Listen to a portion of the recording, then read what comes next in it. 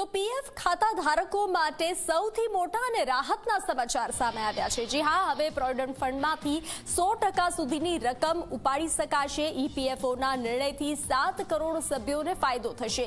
ખાતામાં 25% બેલેન્સ જાળવી રાખ્યા બાદની તમામ રકમ ઉપાડી શકાશે। પીએફને લગતા 13 જટિલ નિયમો દૂર કરવામાં આવ્યા છે।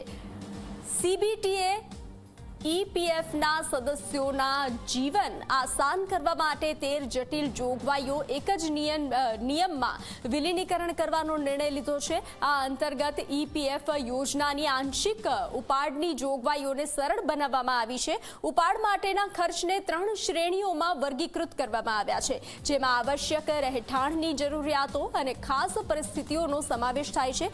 ઈપીએફઓના નિયમોમાં ફેરફાર કર્યા બાદ હવે પીએફ ધારકો 100% રકમ ઉપાડી શકશે, જેમાં લોકોને શિક્ષણ માટે 10 વખત અને લગ્ન માટે 5 વખત રૂપિયા ઉપાડવાની પરવાનગી આપવામાં આવી છે। તો તમામ આંશિક ઉપાડ માટે લઘુત્તમ સેવા આવશ્યકતા પણ ઘટાડી અને માત્ર 12 મહિના કરવામાં આવી છે। ઈપીએફઓએ એમ પણ જણાવ્યું હતું કે પેન્શન સંસ્થાએ પેન્ડિંગ કેસ અને ભારે દંડ ઘટાડવા માટે વિશ્વાસ યોજના શરૂ કરી છે। હાલમાં પેન્ડિંગ દંડની રકમ 2406 કરોડ અને 6000થી વધુ કેસ છે, જ્યારે પીએફ ડિપોઝિટ માટે મોડું થતા દંડની રકમ ઘટાડી અને દર મહિને 1% કરવામાં આવી છે।